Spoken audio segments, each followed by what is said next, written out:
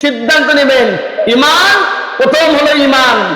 ইমান যদি ঠিক রাখতে চান তাহলে আর কোনোদিন নামাজ নষ্ট করা যাবে না, ছেলের হক নষ্ট করা যাবে না, মেয়ের হক নষ্ট করা যাবে না, ভাইয়ের হক নষ্ট করা যাবে না, প্রতিবেশীর হক নষ্ট করা যাবে না। হকুল্লাহ হকুল ইবাদ, হুকুকুল্লাহ হুকুকুল ইবাদ, এরই তো বাঁচবে কাম। ইমানের মধ্যে যদি ভেজাল হয় তাহলে জাহান্নাম হবে ঠিকানা, আর ইমান যদি সঠিক হয় ঠিকানা হবে জান্নাতুল ফেরদাউস। লা ইলাহা ইল্লাল্লাহ, লা ইলাহা, লা ইলাহা, লা ইলাহা, লা ইলাহা, লা ইলাহা ইল্লাল্লাহু মুহাম্মাদুর রাসূলুল্লাহ সাল্লাল্লাহু আলাইহি ওয়াসাল্লাম। আলহামদুলিল্লাহ, উপস্থিত মুসল্লি ইকরাম, আজকের এই ইসলামী জলসার সম্মানিত সভাপতি মহোদয়, প্রধান অতিথি, বিশেষ অতিথি মহোদয়, আর উপস্থিত আছেন জাতির সর্বশ্রেষ্ঠ সন্তান, আমার মাথার তাজ নাইবে রাসূল ওলামা ইকরাম, আমার সামনে বসা দিনদার, পরেশগার, ইমানদার মুসলমান ভাইয়েরা, পদ্মাদেশী মা ও বোনেরা, সম্মানিত সুধী সমাজ, আল্লাহ তাআলার দরবারে লাখো কোটি শুকর আদায় করি যে মহান আল্লাহ আমাদেরকে এই মুহূর্তের ভিতরে আল্লাহ তাআলা আমাদেরকে জীবিত রেখেছেন এবং সুস্থ প্রদান করেছেন। আমাদেরকে সুস্থ শরীরে আল্লাহ তাআলা আমাদেরকে বেহেশতের বাগানে কোরআন শোনার জন্য, হাদিস শোনার জন্য আমাদেরকে বেহেশতের বাগানে আসা এবং বসার সুযোগ করে দিলেন। এই জন্য আমরা সকলেই অন্তরন্ত স্তর হইতে মনকে উদার করে দিলে সকলে বলে আলহামদুলিল্লাহ। নবীজির উপরে দরুদ ও সালাম, যিনি সর্বকালে সর্বযুগের শ্রেষ্ঠ মহামানব, আখিরি জামানার পয়গম্বর, যার আদর্শ ছাড়া, যার সুপারিশ ছাড়া, যার সাবায়ত ছাড়া কোন মানুষ জান্নাতে যেতে পারে না, সেই নবীর উপরে সংক্ষিপ্ত দরুদ সকলে বলি সাল্লাল্লাহু আলাইহি ওয়াসাল্লাম। মুসল্লি ইকরাম, শুধু একটা ঘন্টা আলোচনা হবে। আলোচনা আপনি মনোযোগ দিয়ে শুনবেন, আমলে নিয়তে শুনবেন, তাহলে ফায়দা হবে। আমি 30 পারা কোরআন শরীফ থেকে কমপ্লিট কোরআন, তার ভিতরে 114টা সূরা আছে। কয়টা? 114টা সূরা আছে। আয়াত আছে 6666টা আয়াত, হয়তো একটা কম হইতে পারে, বেশি হইতে পারে, এটা মতবিরোধ থাকতে পারে, কিন্তু 114টা সূরা আমাদের কোনো সন্দেহ নাই, কম বেশি নাই। 114টা সূরার মধ্যে সূরা কাহাফ 15 পারা, নাম মেনশন করে বলতেছি, সেখানে আমি জানিয়ে দিচ্ছি। 15 পারা সূরা কাহাফ থেকে আমি একটা আয়াত তেলাওয়াত করেছি। এই সূরা কাহাফের 110টা আয়াত আছে। কয়টা আয়াত? 110টা আয়াত আছে। 107 নম্বর আয়াত আপনাদের সামনে তেলাওয়াত করেছি। নবীজির অসংখ্য হাদিস থেকে 2টা হাদিস তেলাওয়াত করেছি। এই আয়াত এবং হাদিসকে সামনে রেখে কিছু আলোচনা করব। আল্লাহ যদি তৌফিক দেন, আপনারা যে দোয়া করেন, মানে আল্লাহুম্মা আমিন। আসলে এখানে নানার দিকে তাকান, কোন দিকে নড়াচড়া, কথাবার্তা বলবেন না। আমার এবং আপনাদের সামনে, তাম দুনিয়ার মানুষের সামনে মহা বিপদ, সাংঘাতিক বিপদ সকল মানুষের সামনে। বর্তমান গণনা মতে 800 কোটি মানুষ পৃথিবীতে বসবাস করতেছে। কত কোটি? 800 কোটি মানুষ বসবাস করতেছে, এটা গণনা মতে বলে। তার মধ্যে 200 কোটি হলো মুসলমান আর 600 কোটি হলো অমুসলিম। সকল মানুষের সামনে মহা বিপদ, সাংঘাতিক বিপদ আমাদের সামনে। কথা বলেন ভালোভাবে, কি বিপদ? যত বিপদ আছে, যত বড় অনেক বিপদ, তার মধ্যে 4টে বিপদ হলো বড় বিপদ আমার এবং সকল মানুষের সামনে। এই বিপদ 4টে কি বললে আপনারা বুঝতে পারবেন। 1 নম্বর বিপদ হলো মৃত্যু। 1 নম্বর বিপদ কি? 2 নম্বর বিপদ হলো কবর। 3 নম্বর বিপদ হলো হাসরের মাঠ। 4 নম্বর বিপদ হলো জাহান্নাম। কয়টা বিপদ? 4টে বিপদ। খুব মনোযোগ দিয়ে শোনেন। অনেক বিপদ, তার মধ্যে সবচেয়ে বড় 4টে বিপদ আমাদের সামনে। এখানে যারা উপস্থিত আছেন বলেন তো, আমাদের মৃত্যু হবে কি হবে না? হবে। তার বিপদ কি? মৃত্যু তো অবশ্যই হবে, বিপদ কি ভালো করে বলেন। কুল্লু নাফসিন যায়কাতুল মাউত, প্রত্যেকটা প্রাণী মৃত্যুর স্বাদ গ্রহণ করতেই হবে, মরতেই হবে, কোন সন্দেহ নাই। বিপদ কি? বিপদ হলো মৃত্যুর কষ্টটা বড় কঠিন। মৃত্যুর কষ্টটা বড় কঠিন। মৃত্যু 2 প্রকার, একটা হবে ঈমানের সাথে মৃত্যু, আর একটা হবে বেঈমানের সাথে মৃত্যু। ঈমানের সাথে মৃত্যু হয় না বেঈমানের সাথে মৃত্যু হয়, এটাই বিপদ। যদি ঈমানের সাথে মৃত্যু হয়, এই ব্যক্তিটা জান্নাতে চলে যাবে। আর বেঈমানের সাথে যদি মৃত্যু হয়, এই ব্যক্তিটা জাহান্নামে চলে যাবে। পরিষ্কার কথা। আমার দিকে তাকানো খুব গুরুত্বপূর্ণ কথা। এই 4টে পয়েন্টের উপরে আলোচনা। বলেন তো, এই বিপদটা কি ছোট না বড়?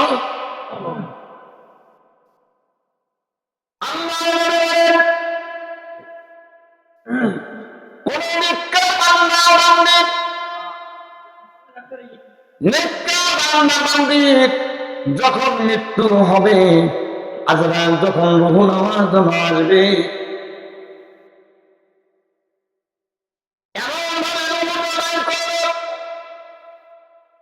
শিশু বাচ্চা মায়ের মুখে দুধ খেয়ে আস্তে করে ঘুমিয়ে পড়ে টের পায় না। নেককার বান্দা বান্দি রূহটা এভাবে আজরাইল বের করবে, আল্লাহর বান্দার বান্দি টের পাবে না। বলে সুবহানাল্লাহ।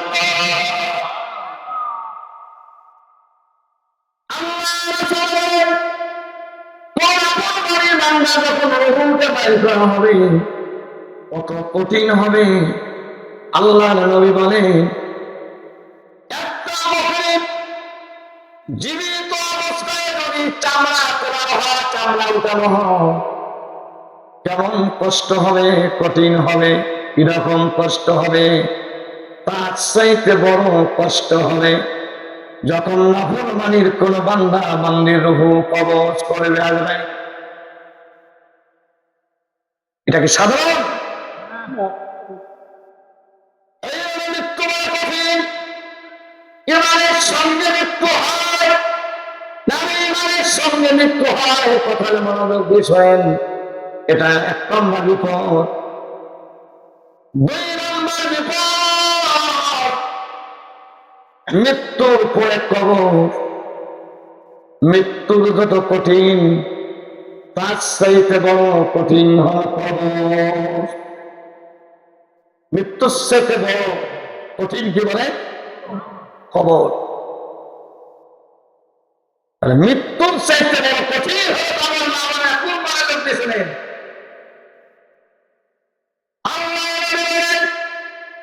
মৃত্যু হলো কঠিন, তার সাথে বড় কঠিন হবে কবর। বলেন তো মুসলমান ভাইরা আমার, বন্ধুরা, এই মহল্লার ভিতরে কোন মানুষের কবর হয়েছে কি হয় নাই?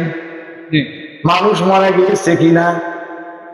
আছে কবর আছে কি? আমাদের সামনে অনেক আল্লাহর বান্দা বান্দি দুনিয়াতে বিদায় হয়ে গেছেন, তাদেরকে আমরা কবরে রেখেছি। এর মধ্যে কোন সন্দেহ আছে?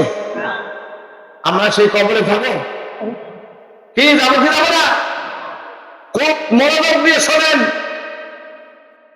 আমাদের এত বড় বিপদ সামনে। দ্বিতীয় নম্বর বিপদটা হলো কবর। আল্লাহ মৃত্যুর বড় কঠিন, তার চাইতে বড় কঠিন হলো কবর। আল্লাহর নবী বলেন কবর পোকামাকড়ের ঘর, সাপ বিচ্ছুর ঘর, অন্ধকার ঘর। উসমান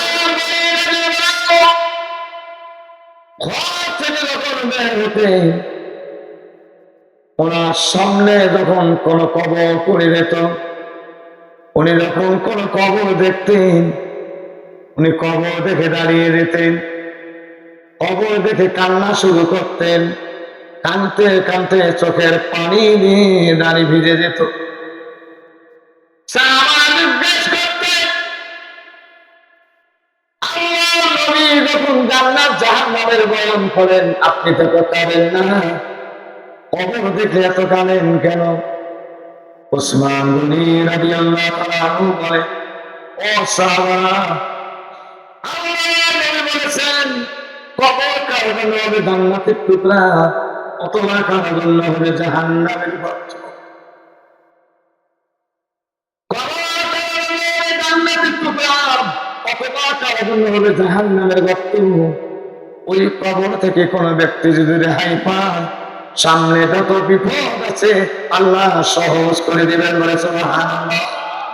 কবর কত ঘাটি, কবর অন্ধকার ঘর, সাপ বিচ্ছুর ঘর।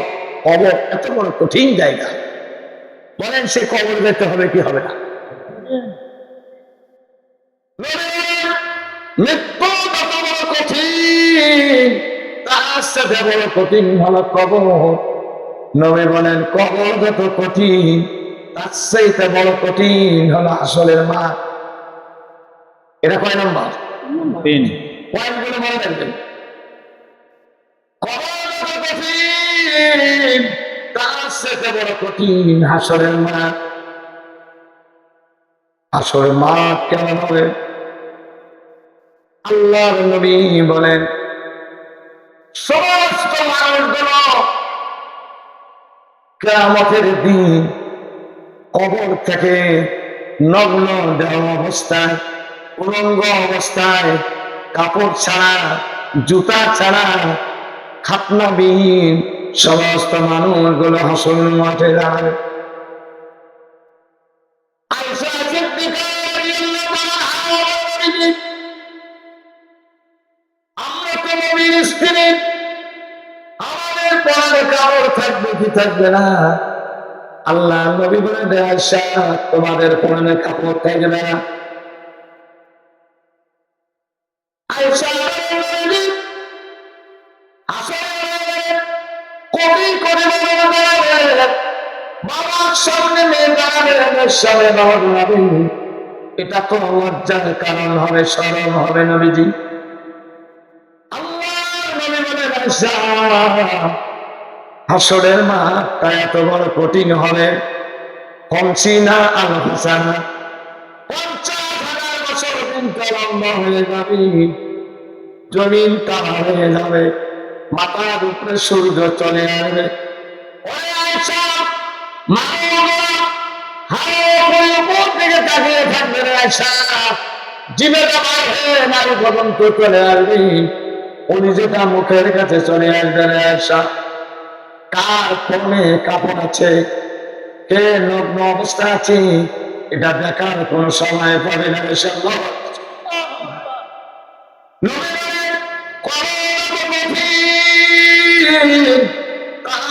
বড় কঠিন হাসরের মাঠ। বলেন এটা কয় নম্বর বিপদ? 3 নম্বর। 4 নম্বর বিপদ,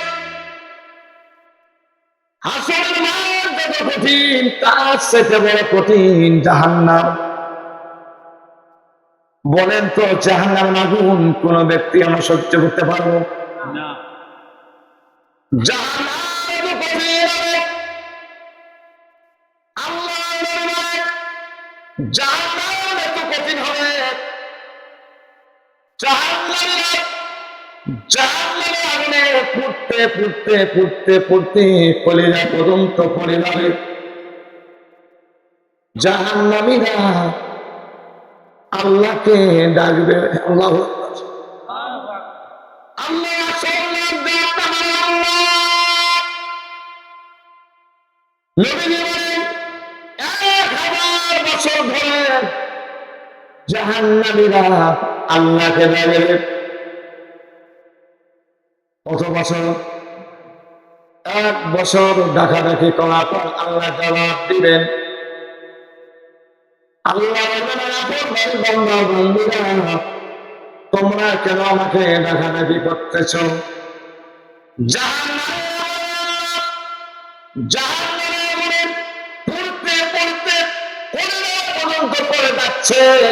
আমাদের পেটে খিদা লেগেছে, খাদ্য চাই, খাবার চাই রে আল্লাহ।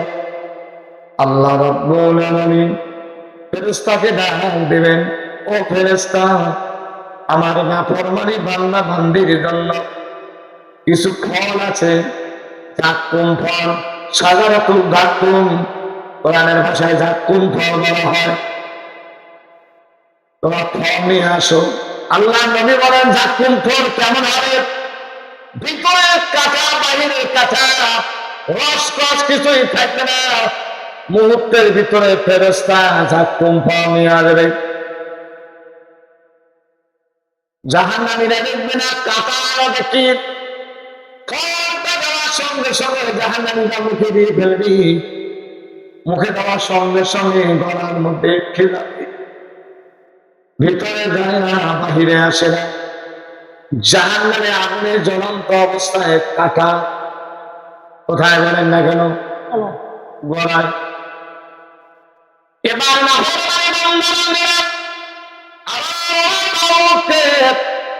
হাজার বছর যাইবে, আল্লাহ বলবেন কমানা ফরমানে বান্দা বান্দিরা 1000 বছর ধরে ডাকাডাকি করেছো, খাদ্য দিয়েছি, আবার কেন 1000 বছর ধরে ডাকাডাকি করতেছ?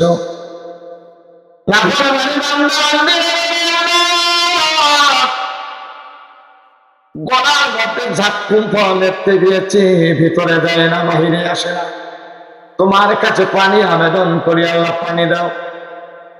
ও মুসলমান ভাইরা আমার, গভীর মনোযোগ দিয়ে শোনেন, এই বিপদ আমাদের সামনে আছে কি নাই?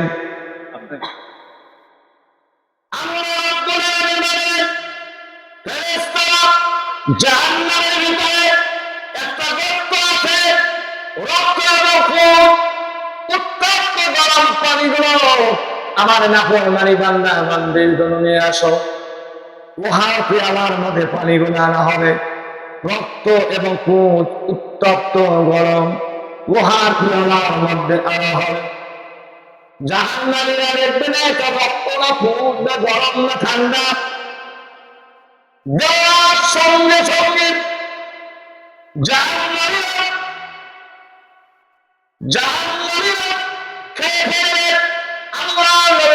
পানি খাওয়ার সঙ্গে সঙ্গে গলার মধ্যে যে জাক্কুম ফল দেখতে দিয়েছে, এই ফল সহ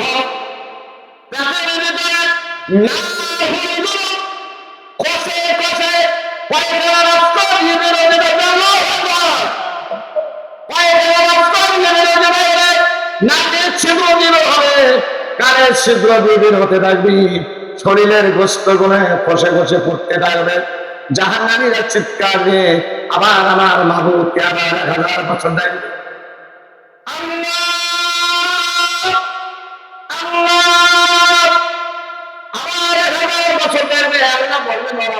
বান্দা বান্দিরা, তোমরা কেন আমাকে আবার 1000 বছর ধরে ডাকাডাকি করো? জাহান্নামীরা বলবে, আল্লাহ তোমার কাছে কোনো আবেদন করি না, তোমার কাছে একটি মাত্র আবেদন, আমাদের মৃত্যু দিয়ে দাও, আর জাহান্নামের আগুন সহ্য করতে পারি না। আল্লাহু আকবার।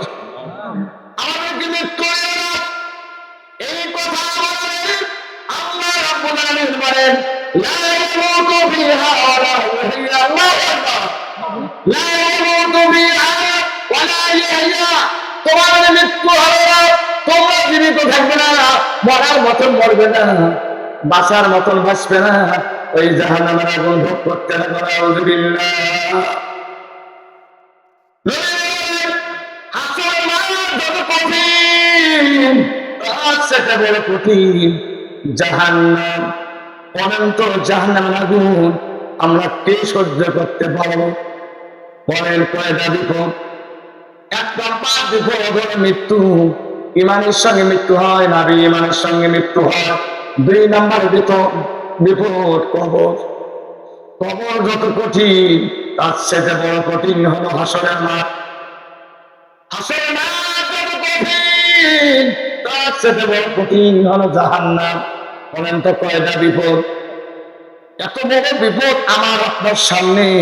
বলেন তো এই বিপদ থেকে কোনো মানুষ কোনোদিন গুনাহ করতে পারে নাকি? এবার তো মন খারাপ করবেন। এত বড় বিপদ আমাদের সামনে, এটা কি বিশ্বাস হয়? এটা কি বিশ্বাস হয়? মৃত্যু হবে, কবর আছে, হাসরের মাঠ আছে, জাহান্নাম আছে।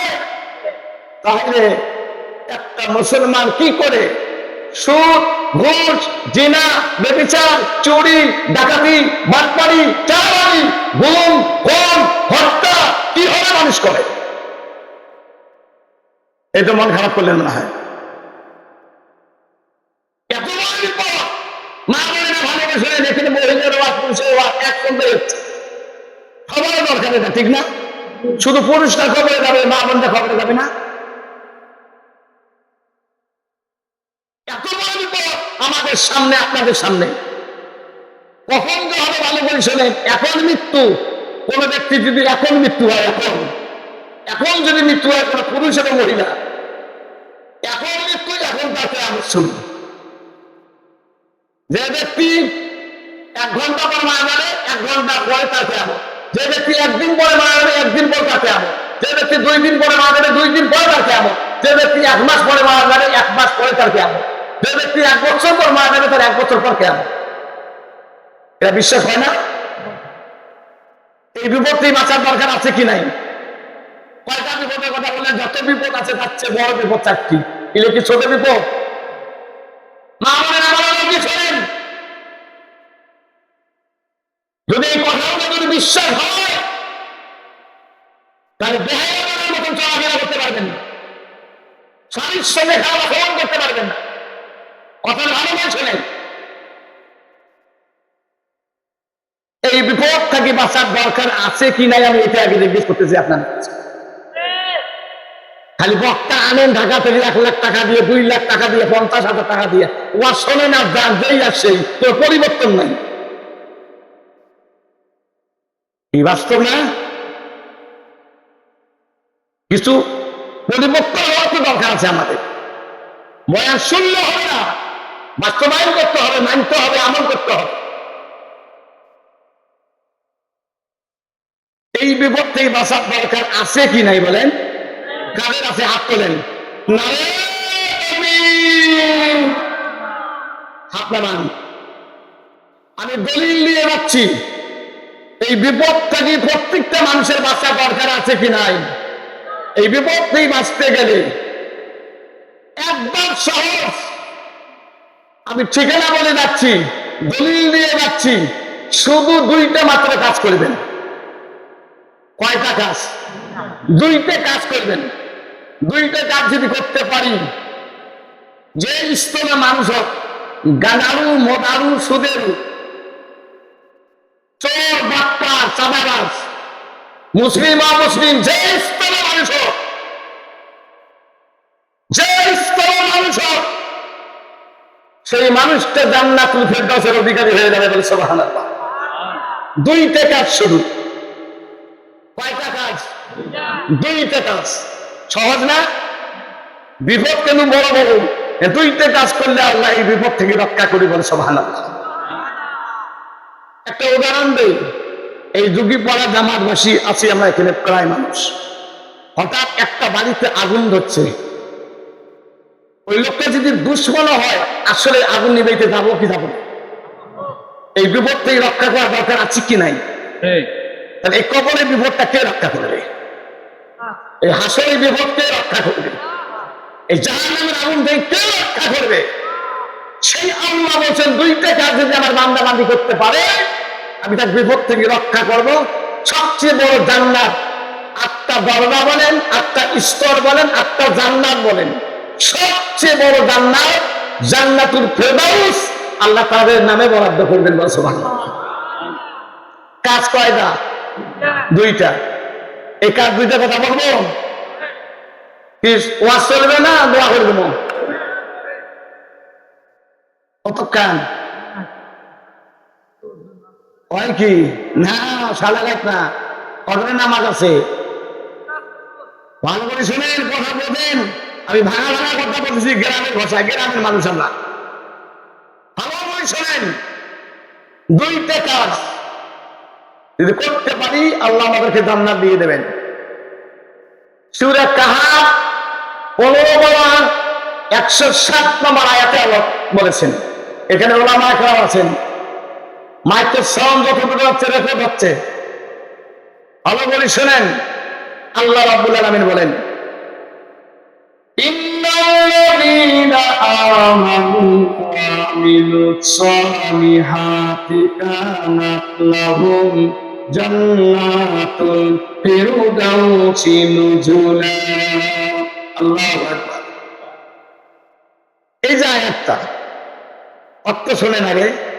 ইন্নাল্লাযীনা আমানু, অবশ্যই যারা ঈমান এনেছে, ওয়া আমিলুস সালিহাতি, নেক আমল করেছে, ভালো কাজ করেছে, কানাত লাহুম জান্নাতুল ফিরদাউসি নুজুলা, তার জন্য আল্লাহ রেডি করে রেখেছেন জান্নাতুল ফিরদাউস। সুবহানাল্লাহ। এটা সরল অর্থ, শাব্দিক অর্থ। এটা অর্থ তর্জমা বললাম, শাব্দিক অর্থ, সরল অর্থ। 1 নম্বর হলো ঈমান, 1 নম্বর কি? 2 নম্বর হলো নেক আমল। 2 নম্বর কি? ভালো কাজ। 1 নম্বরে হলো ঈমান। সবার আগে হলো ঈমান। ইন্নাল্লাযীনা আমানু, অবশ্যই যারা ঈমান এনেছে। বলেন তো, ঈমানের বদলে আমলের বদলে আল্লাহ জান্নাত দিবেন? ঈমানের বদলে আর আমলের বদলে এই ঈমান আর আমল কি জিনিস এটা জানা দরকার আছে কি নাই? এটা পরিচয় কি এটা জানা ফরজ। মা বোনেরা ভালো করে শোনেন, ঈমান কি জিনিস? ঈমান সবার আগে যদি ঈমান যদি না থাকে চিরস্থায়ী জাহান্নামে চলে যাবে। আর জান্নাতের ঈমান যদি ঈমানকে নিয়ে কবরে যায়, 10 দুনিয়া সবার আল্লাহ জান্নাত দান করবে। সত্য কি বলে? 1 নম্বর হলো ঈমান। মুমিন হতে হবে, ঈমান আনতে হবে। 1 নম্বর এটা।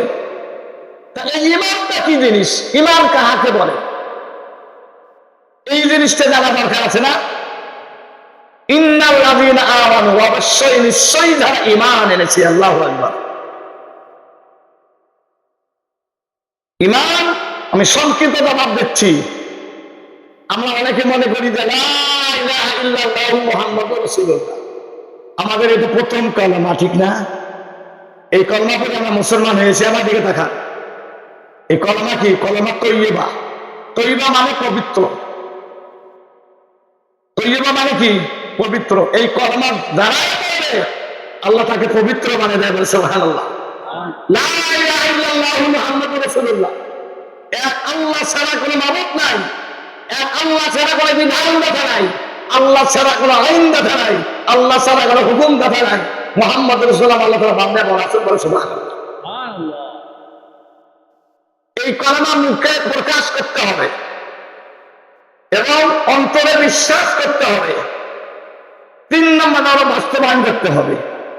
3 নম্বরটা কি? বাস্তবায়ন করতে হবে। এটা হলো কলেমা তৈয়বা।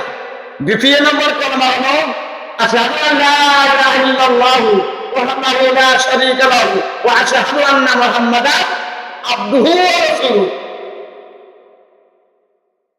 আল্লাহ ছাড়া কোনো মাবুদ নাই, আল্লাহর কোনো শরীক নাই, লা শরীক। আল্লাহর কোনো শরীক আছে নাকি? লা শরীক জানতে হবে। এটা হলো কলেমা শাহাদাত। তারপর কলেমা মুজমাল। আর 4 নম্বর কলেমাটা হলো ঈমানে মুফাসসাল। আমানতু বিল্লাহি ওয়া মালাইকাতিহি ওয়া কুতুবিহি ওয়া রুসুলিহি। বলেন তো এটা উলামা একরাম পড়াইছে কি পড়ে? এটা আমরা জানি কি জানি না? আল্লাহর উপরে সর্বপ্রথম কার উপরে ঈমান আনা? আল্লাহ তাআলার উপরে। দ্বিতীয় নাম্বার হলো ফেরেশতাদের উপরে। তৃতীয় নাম্বার হলো কিতাব সমূহের উপরে। তারপর হলো কি 4 নম্বরটা কি বলে? রাসূলের উপরে। 5 নম্বর কিয়ামতের দিন, আখিরাতের উপর বিশ্বাস করার দরকার আছে কি নাই?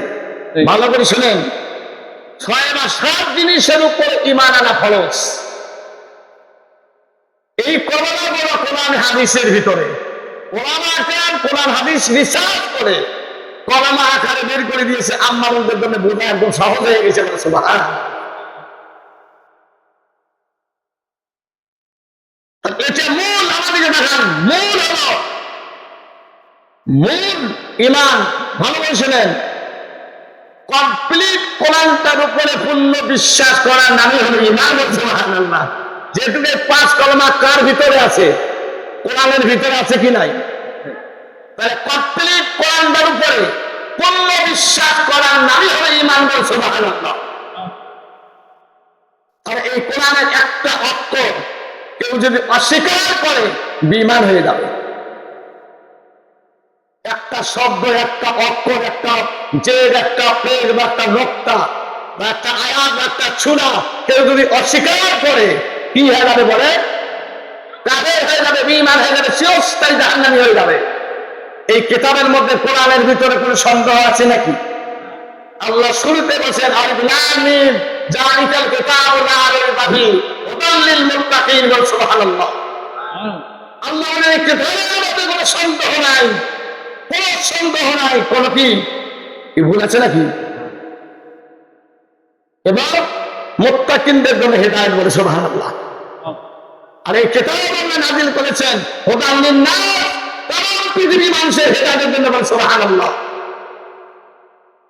তাহলে টোটাল কোরআন শরীফের উপরে পূর্ণ বিশ্বাস করা মানে হলো ঈমান। তাহলে ঈমানের বদলে আল্লাহ কি দান করবেন? জান্নাত। কোথায় এটা? মন খারাপ করতেছেন, কিন্তু এই ঈমানটা ভালো করে শোনেন, যেহেতু ঈমানের বদলে আল্লাহ জান্নাত দান করবেন, এই ঈমানটা খাঁটি হইতে হবে। এই ঈমানটা কি হইতে হবে? খাঁটি হইতে হবে। খাঁটি। এই ঈমান শুধু মুখে বললে হবে না। আরো বলছিলেন মুখে বললে হবে না, ঈমানের কোয়ালিটি আছে। ঈমানের কি আছে? কোয়ালিটি আছে। আল্লাহ বলছেন তোমরা ঈমান আনলেই হবে না, তোমরা ঈমান আনবে। সেই কোয়ালিটিটা আল্লাহ জানিয়ে দিয়েছেন সূরা বাকারা। ওলামায়ে একদম বুঝতেছেন, আমিনু কামা আমানান নাস, তোমরা ঈমান আনো আগের মানুষদের মতো। এই আয়াত মুফাসসিরিনগণ তাফসীর করে বোঝাইছেন আগের মানুষটা হলো সাহাবায়ে কেরাম। সুবহানাল্লাহ। শুধু মুসলমানে হলো জন্মগ্রহণ করলেই মুসলমান হওয়া যায় না। বাবা ডাক্তার হলে ছেলেকে ডাক্তার করবে না, বাবা ইঞ্জিনিয়ার হলে ছেলেকে ইঞ্জিনিয়ার করবে না, বাবা মাস্টার হলে ছেলেকে মাস্টার করবে না। মাস্টারি গুণ অর্জন করতে হবে। আর মন খারাপ করবেন ও মনোযোগ শোনেন, আমার দিকে দেখান, কথা বলেন না। আমি অল্প সময় শেষ করবো। খুব গুরুত্বপূর্ণ কথা। মাহফিল ছোট হতে পারে, কথা হলে গুরুত্বপূর্ণ কথা। 1 নম্বর হল ঈমান। ঈমানটা কার মতো হইতে হবে? মা বলেন না কেন? সাহাবাদের মতন। সাহাবাদের ঈমান কি রকম ছিল আমার দিকে দেখান। আজকে 500 টাকার কারণে ঈমান আমরা নষ্ট করে ফেলুন। কোর্টে যাবেন, একটা মিথ্যে সাক্ষী দিয়ে দিবেন, 500 টাকা নেবে, ঈমান শেষ। আমাদের ঈমান কেমন? ছেলের নামে সম্পত্তি দিয়ে দিলাম, মেয়েকে ঠকিয়ে দিলাম, এটা জালিমান। এটা জালিমান। এই ঈমান দিয়ে কোনো কাজ হবে না। মা কথা বলতেছেন কেন? খারাপ দেখতেছে নাকি? এই কথা আমার।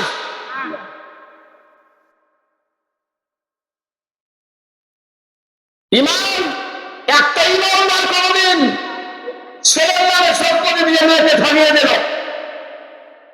ভাইকে ঠকাইলো, বোনকে ঠকাইলো, প্রতিবেশীকে ঠকাইলো, আল্লাহর কসম করে বলি ঈমান খাঁটি হলে না জালিমান। সাহাবাদের ঈমান। আজকে তো আমরা 500 টাকার কারণে ঈমান নষ্ট করে ফেলি। এক শতাংশ জমিনের জন্য আমরা ইমান নষ্ট করে ফেলি। ইমান ছাড়া জান্নাত যেতে পারে না। যদি আমল কম হয়, ভালো করে শোনেন, আমল যদি কম হয়, ইমান যদি সঠিক হয়, আল্লাহ এই ইমানের মহফিলে তাকে জান্নাত দান করবে। আর আমল বহুত আছে, কিন্তু ইমান ঠিক নাই, জান্নাত দেওয়া বড় কঠিন হয়ে যাবে। প্রথম হলো ইমান। ভালো করে শোনেন, একটা সাহাবার ঘটনা বলি, আপনার অবাক হয়ে যাবেন ইমান কাকে বলে। ভালো করে শোনেন, একটা সাহাবার কথা বলি, আমি সামনের দিকে যাচ্ছি। ইমান কাকে বলে? উমর আল্লাহুর রহমানায় উনি রোম সম্রাটের সঙ্গে যুদ্ধ হবে, সরাসরি যুদ্ধ। উনি একটা জামাত পাঠাইলেন রোম সম্রাটের কাছে, যুদ্ধ হবে। আব্দুল্লাহ ইবনে হুযাইফা রাদিয়াল্লাহু আনহুকে সেনাপতি করে পাঠাইলেন। হুযাইফা রাদিয়াল্লাহু আনহুকে কি করে পাঠাইলেন? সেনাপতি করে পাঠাইলেন। রোম সম্রাটের বাদশাহ বলল, রোম সম্রাট বাহিনীদেরকে বলল যে মুসলমানরা যুদ্ধে কেন বিজয় হয়, মুসলমানরা কেন যুদ্ধে বিজয় হয়, আমার দিকে দেখার খুব গুরুত্বপূর্ণ কথা। বাহিনীরা বললো যে মুসলমানের ঈমান এক আল্লাহর উপরে বিশ্বাস করে তারা। কথাই নাকি বলে? হ্যাঁ, তোমরা আজকে যুদ্ধ ময়দানে কোন মুসলমানকে হত্যা করবে না, তাদেরকে তোমরা গ্রেফতার করবে। মুসলমানকে গ্রেফতার করে আমার সামনে নিয়ে আসবে, মুসলমানের ঈমান কি রকম আমি যাচাই করব, পরীক্ষা করবো। রোম সম্রাট ওই সময়ের ভিতরে ইটালি রোম সম্রাট, তারা পৃথিবীর ভিতরে পাওয়ারফুল ছিল রোম সম্রাট। আমার দিকে দেখান, যুদ্ধ শুরু, দেখা যাবে কিছু 40 থেকে 42 জন মুসলমানকে তারা গ্রেফতার করে ফেলল, রোম সম্রাটের বাহিনীরা। জেলখানায় রেখে বাহিনীরা বাদশাকে বলল যে আমরা মুসলমানকে প্রায় 40 জন মুসলমানকে আমরা গ্রেফতার করেছি, জেলখানায় রেখেছি। কথাই নাকি বলে? হ্যাঁ, মুসলমানের ঈমান পরীক্ষা করবে, এদের ঈমান কি, কাকে বলে ঈমান, আর এদের ঈমানই পরীক্ষা করবো আমি। ওদের সেনাপতিকে, আমিরকে, তাকে নিয়ে আসো আমার সামনে জেলখানা থেকে। সিংহাসনের ভিতরে উপরে বসা আছেন, সিংহাসনের মধ্যে বসা আছেন রোম সম্রাট। আব্দুল্লাহ ইবনে হুযাইফা রাদিয়াল্লাহু আনহুকে আনা হলো। 20 থেকে 22 বছর বয়স হুযাইফা রাদিয়াল্লাহু আনহু। হুযাইফা রাদিয়াল্লাহু আনহুর বয়স কত? 20 থেকে 22 বছর বয়স, যুবক মানুষ। বাদশার সামনে আনা হলো।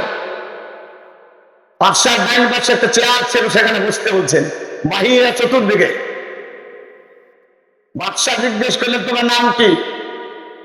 আমার নাম আব্দুল্লাহ ইবনে হুযাইফা। তোমার বয়স কত? যে 20 থেকে 22 বছর।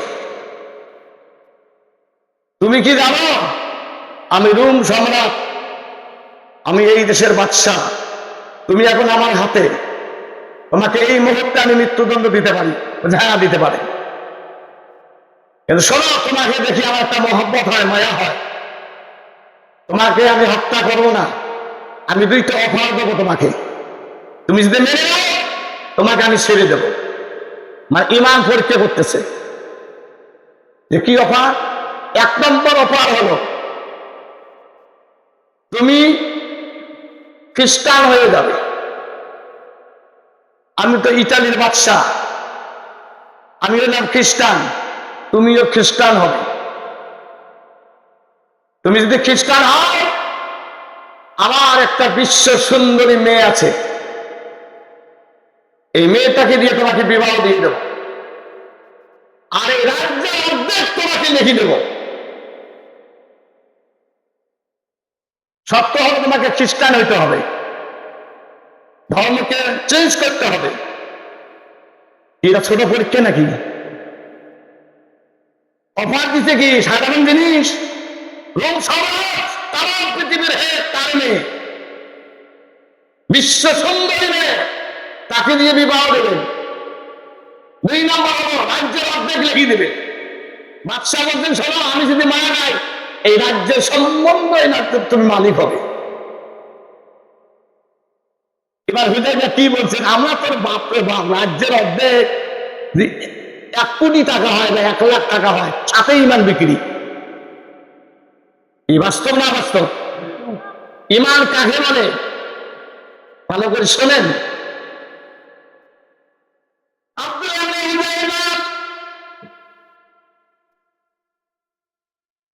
রোম সম্রাটকে মানলাম, এই কুত্তার বাচ্চা কুকুর, এই রাজ্যের অর্ধেককে তাম পৃথিবীতে যদি আমার নামে যদি তুমি লিখে দাও, আমি হুজাইফা তোমার কাছ থেকে ইমান বিক্রি করবো না। বলে সুবহানাল্লাহ। এই কুত্তার বাচ্চা কুকুর, এই রোম সম্রাট, আমার ইমান তুমি ক্রয় করতে পারবে না, তুমি কি আমাকে লোভ দেখাচ্ছ? এই কথা বলার সঙ্গে সঙ্গে বাদশাহ অবাক হয়ে গেলেন। বাদশাহ অবাক হয়ে গেলেন, বাহিনীরা অবাক। বাদশাহ বললেন, এই যুবককে খুব তাড়াতাড়ি তোমরা জেলে রাখো, ব্যবস্থা করতেছি। বাদশাহ বলল, এই যুবককে তোমরা জেলখানায় রাখো, 7 দিন পর্যন্ত কোনো খানা দিবে না। কয়দিন? মুসলমানের ইমান কত বড় আমি যাচাই করো, পরীক্ষা করবো। আর 500 টাকার জন্য ইমান নষ্ট করে ফেলি, 100 জমিনের জন্য ইমান নষ্ট করে ফেলি, আর রাজ্যে অর্ধেক দেওয়ার জন্য বাদশা রাজি। আমার কথা কি বুঝতেছেন? ইন্নাল্লাযীনা আমানু, ইমান কাকে বলে এটা বুঝতে হবে, মুখ দিয়ে বললে হবে না। যেহেতু 2টা জিনিসের কারণে আল্লাহ জান্নাত দান করবেন, 1 নম্বর হলো ইমান। কাকে বাকি? ইমান। 7 দিন পর্যন্ত হুজাইফাকে কোনো খাবার দেওয়া হয় নাই, পানি দেওয়া হয় নাই, খাদ্য দেওয়া হয় নাই। আর খোঁজ খবর নেওয়ার জন্য বাদশাহ বলছে বাহিনীকে খোঁজ খবর নেওয়ার তার অবস্থাটা কি। বাহিনী বলতেছে যে বাদশাহ, আব্দুল্লাহ ইবনে হুযায়ফা চেহারা একেবারে মলিন, 7 দিন পর্যন্ত তার পেটে কোনো খানা নাই, হয়তো সে মারা যাবে। বাদশাহ বলে তার কাছে খানা নিয়ে যাও। কয়েকদিন পর? 7 দিন পর। বলেন তো, একটা মানুষ 7 দিন যদি পানি আর তোমার হাত যদি না খায়, অবস্থাটা কিরকম? বাঁচা কথা। ইমান কাকে বলে ভালো করে শোনেন। বাদশাহ বাহিনীকে বললো, দাও খাদ্য দিবা, এই ভাতের সাথে এই রুটির সঙ্গে শুয়োরের গোশত দিবা, আর পানি থাকবে মদ। খ্রিস্টানদের খাদ্য কি? মদ। আর শুয়োরের গোশত কি হালাল মুসলমানের জন্য নাকি? মুসলমান খেয়াল করবেন। বাহিনী জেলখানায় খাবার দিল হুজাইফাকে, বললে খানা খাও, 7 দিন থেকে তো খাও না। কিন্তু খাদ্যটা কি জানো? এই খাদ্যের সাথে দেওয়া হয়েছে শুয়োরের গোশত, আর পানি দেওয়া হয়েছে তোমাকে মদ হিসেবে। মদ, এটা মদ, এই পানিটা মদ। এই কথা বলি 7 দিন পর্যন্ত হুজাইফার পেটে কিছু নাই। যখন বাহিনী বলছে যে মদ এবং শুয়োরের গোশত, এই কথা বলার সঙ্গে সঙ্গে বলছে, এই কুত্তার বাচ্চা কুকুর, রোম সম্রাটের বাহিনী, আমার সালাম থেকে আমি খারাপ করে সরাও। তার ইমানের স্পিরিয়া বেড়ে গিয়েছে। সুবহানাল্লাহ। যে তোর কাছে আমি ইমান বিক্রি করবো না, হারাম খাদ্য আমার পেটে যাবে না, এটা মুসলমানের জন্য হারাম। বাহিনী দৌড় দিয়ে বাদশাকে বললো, বাদশাহ, এত মানুষ আমি পৃথিবীতে দেখি নাই। কেন? যে 7 দিন পর্যন্ত তার পেটে কোনো খাবার নাই। তখন খানা সামনে দিলাম, বললাম যে শুয়োরের গোশত আর মদ। এই কথা বলে তাদের ইমানের স্পিরিয়াটা দেখে আমি অবাক হয়ে গেলাম। যে দেখো আমাকে বলছে খানা সবার মধ্যে তোমাকে লাথি মেরে ফেলে দেবো। ইমান কাকে বলে? বাদশাহ বল, তাই নাকি? বলে হ্যাঁ, ওকে নিয়ে আসো আমার সামনে। এবার বাদশার সামনে তাকে নেওয়া হবে। হুজাইফা, তোমাকে যে অপরাধ দিয়েছিলাম এখনো সময় আছে, তুমি মেনে নাও, আর তোমাকে এই মুহূর্তে মৃত্যুদণ্ড দেব। কি দেবে? তোমার কাছে আমি ইমান বিক্রি করবো না।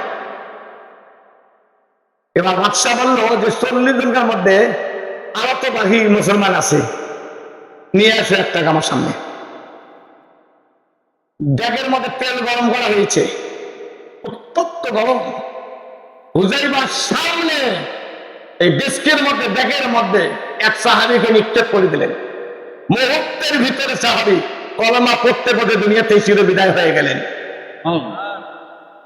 শরীর থেকে গোস্ত আলাদা হয়ে গেল, শুধু হাড় ডেস্কের মধ্যে। বাদশাহ বলল, হুযায়ফা দেখো, তোমার সাথী ভাইকে কয়েক মিনিটের ভিতরে দুনিয়ার থেকে চির বিদায় হয়ে গেল, শরীর থেকে গোস্ত আলাদা হয়ে গেল, হাড় হাড্ডি পড়ে আছে, তোমাকে এই ডেস্কের মধ্যে নিক্ষেপ করবো, এখনো সময় আছে, আমার অফারটা মেনে নাও।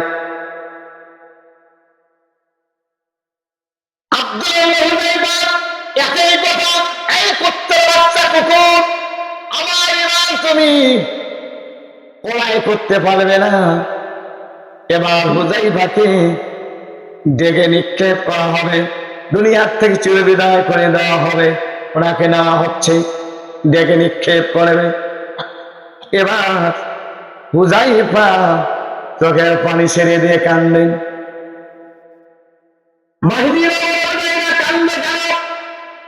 এখন তুমি যদি বাদশাহ হুকুম মেনে নাও, তোমাকে ছেড়ে দেওয়া হবে, তুমি কাঁদতেছ কেন? হুযায়ফা বলে, রে কাফের মুশরিকরা, তোমরা শোনো আমি কেন কাঁদি। আজকে আব্দুল ইবনে হুযায়ফা একটা জীবন যাবে, আমার যদি 1000 জীবন থাকতো, আমি 1000 জীবন এখানে দিতাম। বলে সুবহানাল্লাহ। একটা জীবন চলে যাবে, এই জন্য কাঁদতেছি।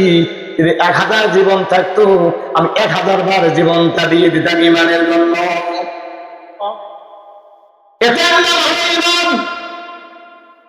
ও মুসলমান, মনোযোগ দিয়ে শোনেন।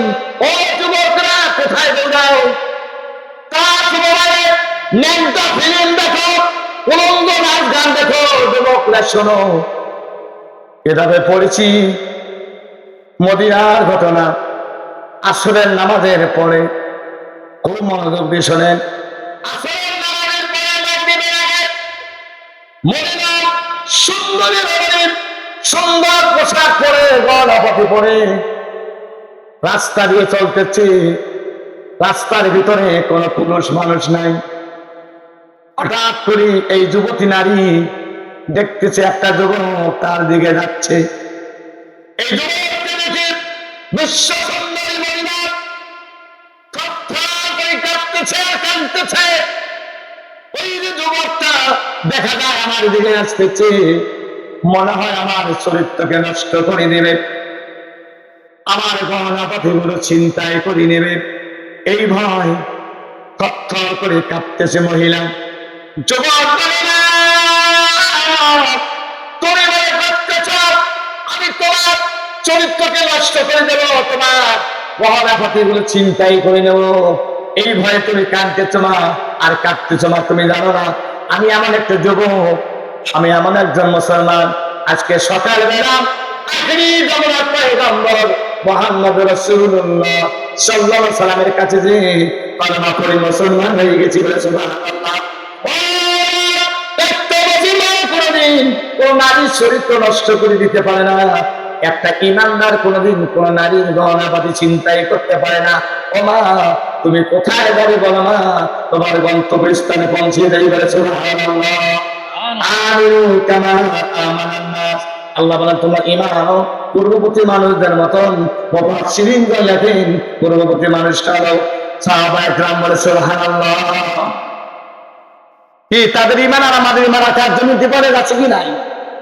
মা বলেন না কেন? এইদিকে হুযায়ফাকে নেওয়া হচ্ছে।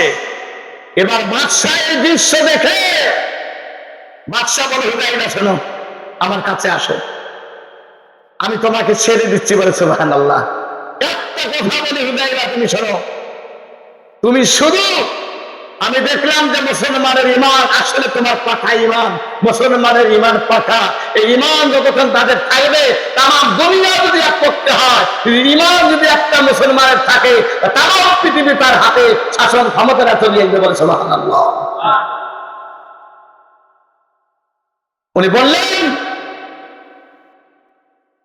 বললেন যে তুমি শুধু আমার কপালে একটা চুমু দাও, আমি তোমাকে ছেড়ে দেব, যতগুলো জেলখানে আমি রেখেছি মুসলমানকে সকলকে ছেড়ে দেব। এই কথাটা উনি মেনে নিছেন, ওনার কপালে একটা চুমু দিচ্ছেন।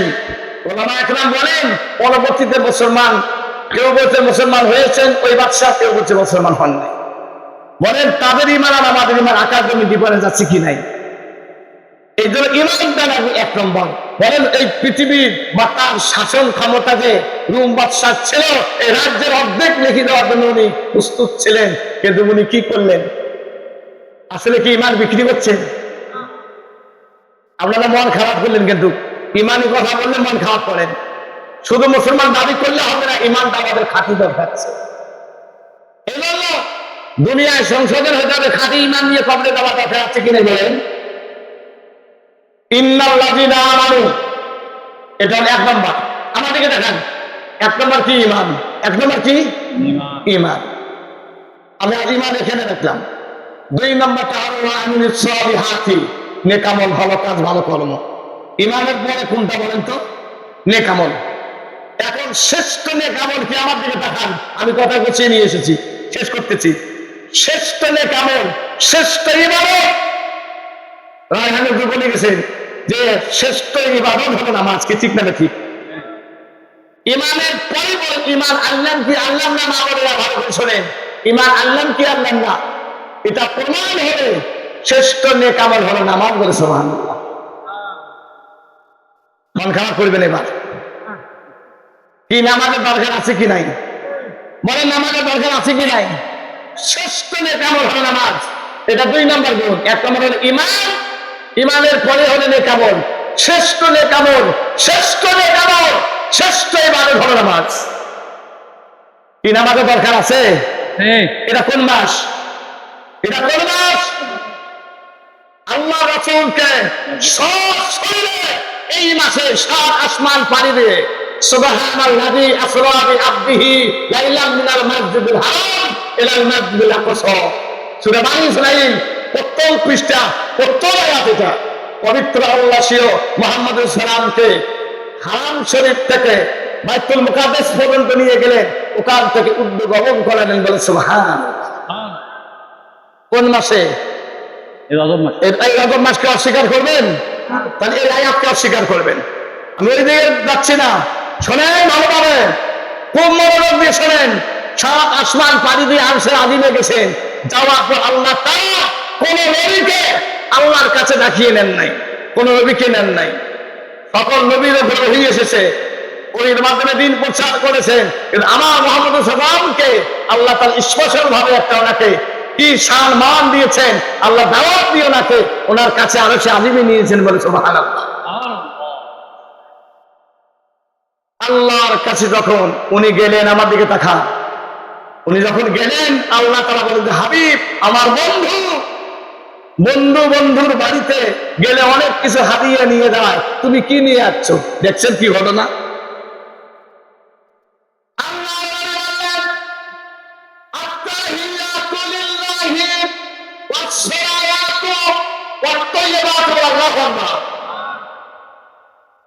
নবী বললেন শারীরিক ইবাদত, মানি ইবাদত, মৌখিক ইবাদত, আত্মিক ইবাদত, সব কিছু তোমার জন্য আমি নিয়ে এসেছি বলে সুবহানাল্লাহ। 3টে জিনিস নিয়ে গেছেন, শারীরিক, আত্মিক এবং কি মৌখিক ইবাদত। আত্তাহিয়াতু লিল্লাহি ওয়াস সালাওয়াতু ওয়াত তাইয়্যিবাত, এই হাদিয়া পেশ করলেন আমার নবী। আল্লাহ কোন খায় নাকি? হাদিয়া কি? দেখেন কত বড় কথা। আল্লাহ খুশি হয়ে গেলেন, হে বন্ধু আমার হাবিব, তোমার হাদিয়াতে আমি আল্লাহ খুশি হয়ে গেলাম। আমার পক্ষ থেকে তোমার উপরে আসসালামু আলাইকা আইয়ুহান নাবিয়্যু ওয়া রাহমাতুল্লাহি ওয়া বারাকাতুহু, সুবহানাল্লাহ। হে নবী, আমার বন্ধু, আমার হাবিব, আমার পক্ষ থেকে তোমার উপরে সালাম রহমত এবং বরকত। সুবহানাল্লাহ। কে দিলেন? নবী দিলেন কয়টা? শারীরিক ইবাদত, মৌখিক ইবাদত, আত্মিক ইবাদত, তিনটা।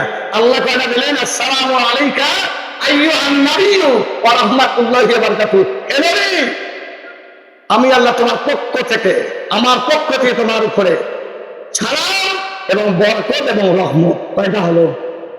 তিনটা। এবার নবী চিন্তা করলেন, আল্লাহ আমাকে এত রহমত বরকত দিচ্ছেন, অন্যান্য নবীরাও তো বঞ্চিত হয়ে যাচ্ছেন, আমার উম্মত তো বঞ্চিত হয়ে যাচ্ছেন।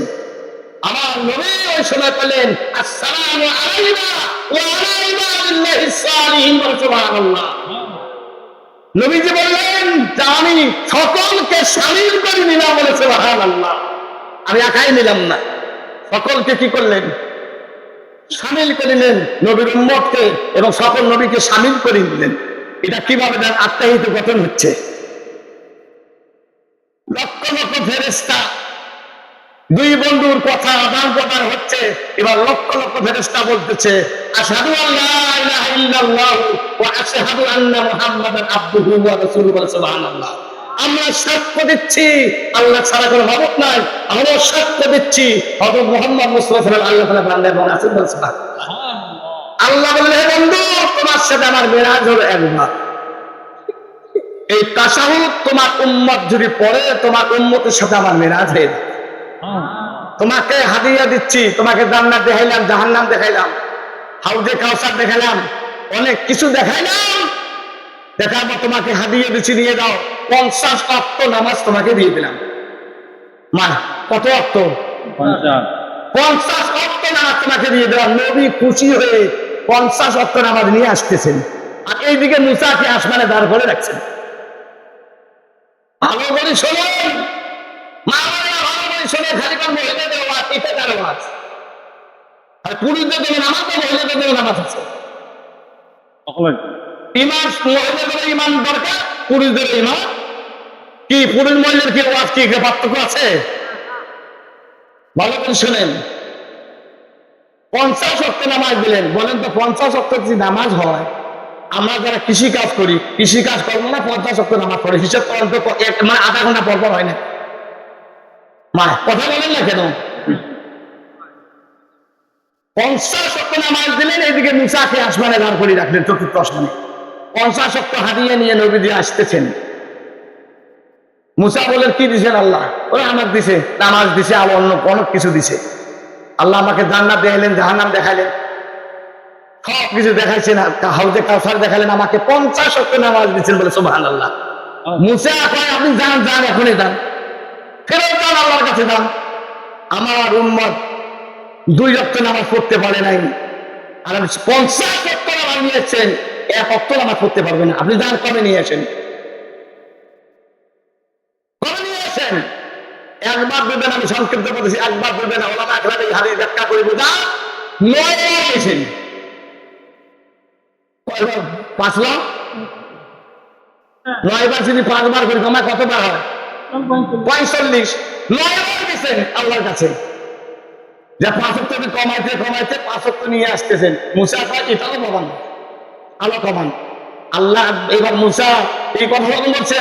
নবীজি বললেন যে, মুসা, আল্লাহ আমাকে দেয়, আপনি বারবার বলতে কমাইতে, আমার লজ্জা হয় আল্লাহর কাছে দেখে, আমি কমাইতে আর কমে দেবো না, আমি ওই নামাজ নিয়ে যাবো। আল্লাহ রাব্বুল আলামিন ডাক দিয়ে বলবে, হাবিব, আমার মন চায় তোমাকে বারবার দেখতে পারে। সুবহানাল্লাহ। এই জন্য আমি মুসাকে ঘরে দাঁড় করে রাখছি। আমি 50 ওয়াক্ত নামাজ দিয়েছি, এটাই বহল থাকবে। তোমার উম্মত 5 ওয়াক্ত নামাজ পড়বে, 50 ওয়াক্ত নামাজের আমি সওয়াব লিখে দেবো। আল্লাহ যেটা বলছেন, এটাই বহল থাকবে। মুসলমান 5 ওয়াক্ত নামাজ পড়লে 50 ওয়াক্ত সওয়াব আল্লাহ দিয়ে দেবেন। এই হাদিসকে অস্বীকার করবেন? অস্বীকার করবেন? আল্লাহ রাব্বুল আলামিন কোরআনে বলেন, এখন নামাজ পড়া দরকার আছে কি নাই? শ্রেষ্ঠ কেমন, শ্রেষ্ঠ আমল, শ্রেষ্ঠ ইবাদত 21 পারা প্রথম পৃষ্ঠার মধ্যে আল্লাহ তাআলা বলেন। আমি মাহফিলে প্রায় এই কথাটা বলি। আল্লাহ রাব্বুল আলামিন বলেন, মিনাল কিতাবি ওয়া আকিমিস সালাহ ইন্নাস সালাতা তানহা আনিল ফাহশাই ওয়াল মুনকার। তোমার কাছে যে গ্রন্থ পাঠিয়েছি, কিতাব পাঠিয়েছি, কোরআন পাঠিয়েছি, এই কিতাব তেলাওয়াত করো আর নামাজকে প্রতিষ্ঠা করে কায়েম করো। নিশ্চয় নামাজ পাপ প্রচার থেকে মানুষকে বাঁচিয়ে দেয়। সুবহানাল্লাহ। এখন প্রশ্ন হলো, নামাজ পড়া দরকার আছে কি নাই? এটা কার কথা? উতকুমা উহিয়া ইলাইকা মিনাল কিতাব ওয়া আকিমিস সালাহ ইন্নাস সালাতা তানহা আনিল ফাহশাই ওয়াল মুনকার। এটা সরল অর্থে বলতেছি, আল্লাহ তাআলা নবীকে বলেন, হে নবী, ওহীর মাধ্যমে তোমার কাছে গ্রন্থ মানে কি কিতাব কোরআন পাঠিয়েছি, এই কিতাবটা তেলাওয়াত করো, চর্চা করো, পড়ো আর নামাজকে প্রতিষ্ঠা করো। নামাজ প্রতিষ্ঠা করলে কি হবে? নিশ্চয়ই নামাজ পাপ অপাচার থেকে, অশোভনীয় অশ্লীল কাজ, বেহায়াপনা কাজ থেকে এই বিরত রাখবে। বলে সুবহানাল্লাহ। নামাজে বিরত রাখবে। বলেন তো নামাজ পড়া দরকার আছে কি নাই? সমাজের ভিতরে কয়েকজন মুসলমান নামাজ পড়ি?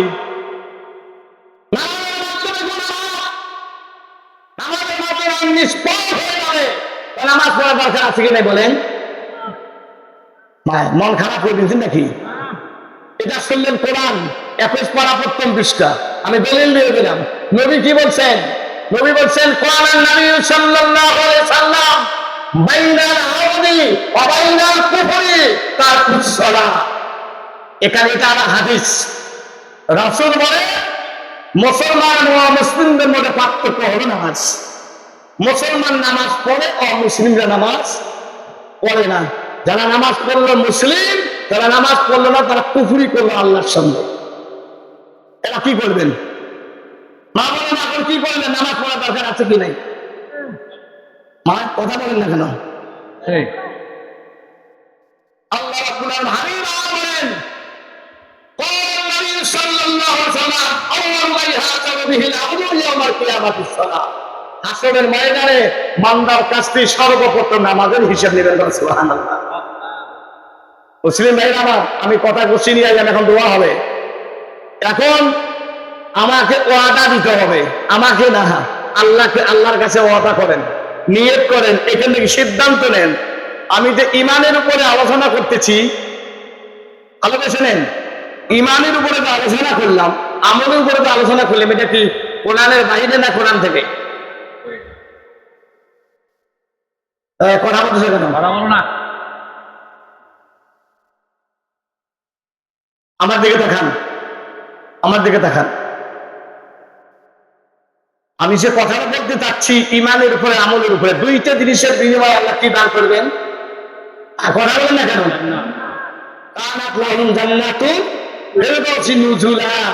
আল্লাহ আমাদের জন্য রেডি করে রেখেছেন জান্নাতুল ফেরদাউস। বুঝছো বুঝছো? তাইলে জান্নাতুল ফেরদাউস দান করবেন কয়টা জিনিসের বিনিময়? দুইটা। একটা হলো ঈমান, দ্বিতীয় নাম্বারটা হলো নেক আমল। এই দুইটা জিনিসের বিনিময়ে আল্লাহ জান্নাত দান করবেন। এই কাজটা করা সহজ না কঠিন? করা দরকার আছে কি নাই? যদি করা দরকার হয় তাহলে আজকে সিদ্ধান্ত নেবেন। ঈমান, প্রথম হলো ঈমান। ঈমান যদি ঠিক রাখতে চান তাহলে আর কোনোদিন নামাজ নষ্ট করা যাবে না, ছেলের হক নষ্ট করা যাবে না, মেয়ের হক নষ্ট করা যাবে না, ভাইয়ের হক নষ্ট করা যাবে না, প্রতিবেশীর হক নষ্ট করা যাবে না। হকুল্লাহ হকুল ইবাদ, হুকুকুল্লাহ হুকুকুল ইবাদ। এরই তো বাঁচবে কাম। ইমানের মধ্যে যদি ভেজাল হয় তাহলে জাহান্নাম হবে ঠিকানা, আর ইমান যদি সঠিক হয় ঠিকানা হবে জান্নাতুল ফেরদাউস।